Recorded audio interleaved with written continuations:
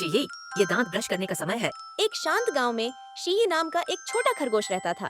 शीई चंचल और प्यारा था। वह हमेशा इधर उधर कूदता फांदता रहता था। हालांकि उसकी एक बुरी आदत थी, वह दांत ब्रश करना पसंद नहीं करता था। हर सुबह और शाम उसकी माँ उसे याद दिलाती थी, लेकिन शीई हमेशा कोई न कोई बहाना बनाकर टाल देता था। कभी वह कहता कि उसे भूख लगी है और पहले खाना खाना है, तो कभी कहता कि उसे नींद आ रही है और जल्दी सोना है।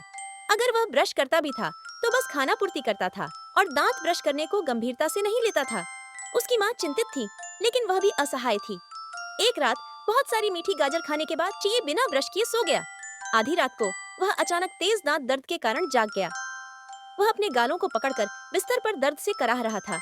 यह दर्द उसे सोने नहीं दे रहा था, इसलिए वह संघर्ष करके उठा और आईने के सामने गया। जब शीई ने अपने दांतों को देखा तो वह चौंक गया।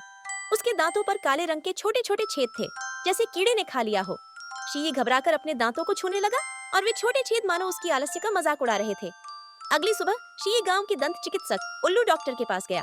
उल्लू डॉक्टर ने उसके दांतों को ध्यान से देखा और उसे गंभीरता से बताया कि ये सब इसलिए हुआ है क्योंकि वह ठीक से दांत ब्रश नहीं करता था। खाना खाने के बाद भोजन के अवशेष दांतों पर रह जाते थे, जिससे धीरे धीरे उसके दांत खराब हो गए। शीई को बहुत पछतावा हुआ। उसने उसी पल से सुधरने का फैसला किया और हर दिन लगन से ब्रश करने लगा। तब से चाहे सुबह हो या शाम, शी टूथब्रश से अपने दांतों को अच्छी तरह से साफ करता था।